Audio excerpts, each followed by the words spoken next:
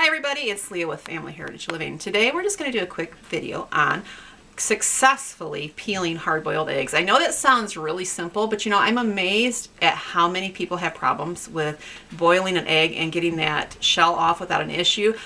I have had pretty good success over the years. I have a system I do, but I had an issue when we first moved up here because I couldn't duplicate what we'd always done, and my shells would stick to my eggs and it was so infuriating. I just wanted to just mash them between your fingers and throw them across the room.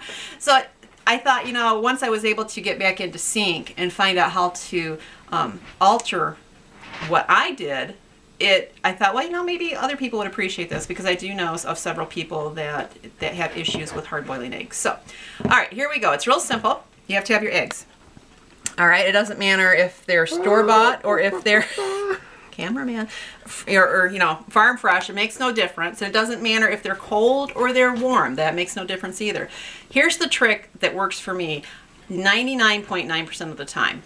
First off, always have your water boiling. Whoops.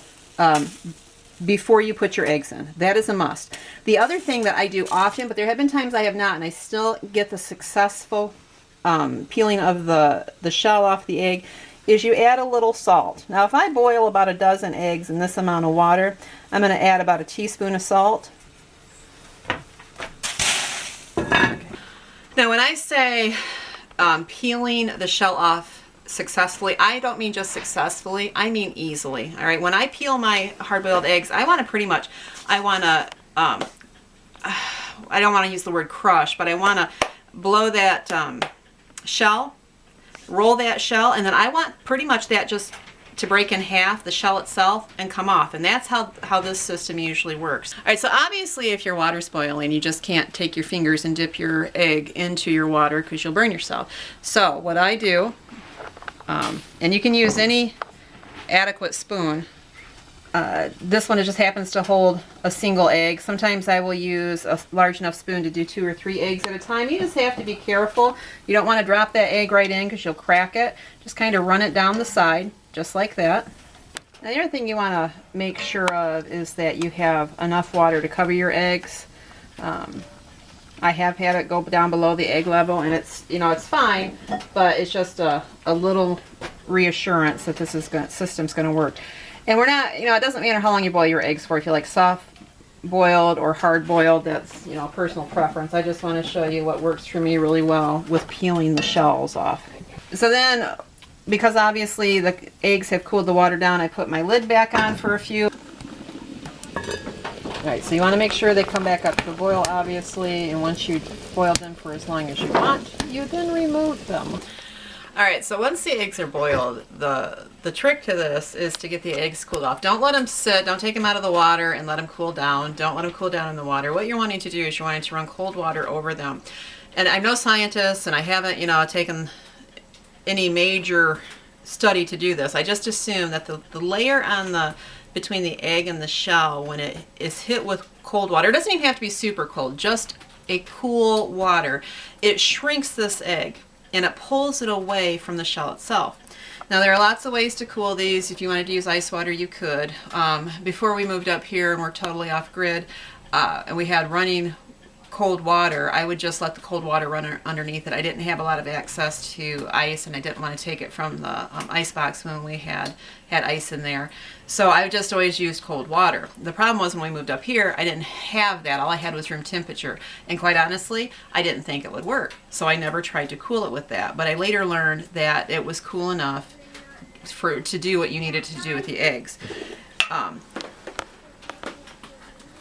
have a cast iron pan. And sometimes I use a stainless steel, and that's fine too. But because this particular time I've done it in cast, I'm removing the eggs, and I'm going to put them in another vessel to pour the water on, because my cast is so heated up so much, it would take a lot of cooler water to cool these down. The other thing is the eggs don't have to be totally cool. You're wanting to get the eggs down to a temperature that is, you know, comfortable to hold in your hand. And you know, even if you open it up, the egg might be still too warm to like eat maybe in a salad or whatever. And that's fine, because if you go too far, it's like that skin. If you let them cool down too long, that skin seems to want to adhere back to the shell and the egg itself. Just like a faucet for me, except it's not going to be real super cold. It's more room temperature. If you do it under your faucet, you are definitely at an advantage there. But because I'm not, and I don't like to waste water, I'm going to roll those around. And it's going to, this water will get warm real quick, and then I'm going to go ahead and pour this off and do it again. This is my second rinse. You can see the eggs still are really hot.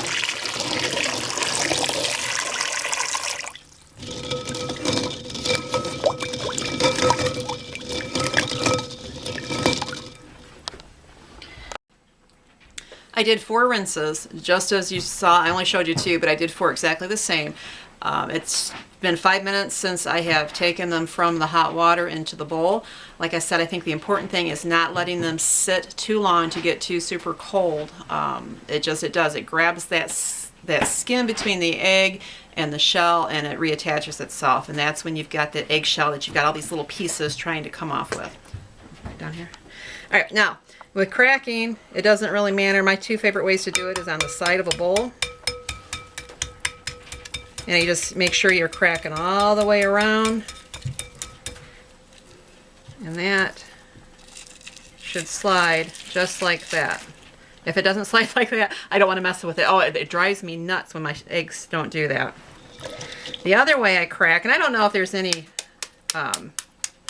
secret to this, but those are the only 2 ways that I've ever cracked that the eggshell does this. So either you crack it against the side of the bowl or against each other. And then it peels like that.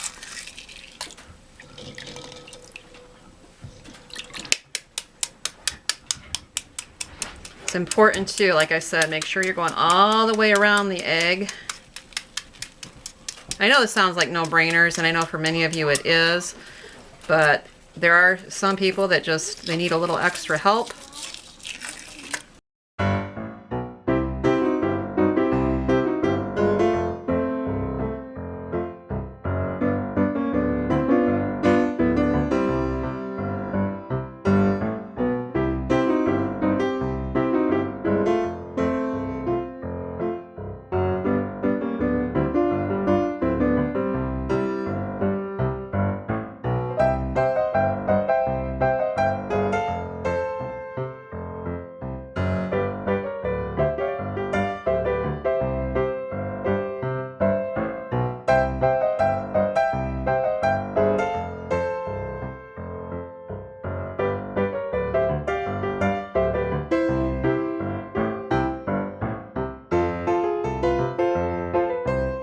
Alright, so anyways, I hope that helps somebody, because it can be frustrating with those eggs when you're not exactly sure how to process them to peel them easily. And this is a really easy way when you do it and you have little ones helping you, because otherwise they can get just as frustrated trying to peel those shells off as anyone else. But my little ones, Zebulon's not so little anymore, is he? But they do a really... Josiah's not so little anymore either, even though he's waving to me. It's less frustrating for them. They can crack it on their own and get that shell off. And that's how Simeon got a bellyache the other day, eating 5 of them. So, anyways, I hope this was helpful somewhere. Y'all have a great day. We'll talk soon. God bless.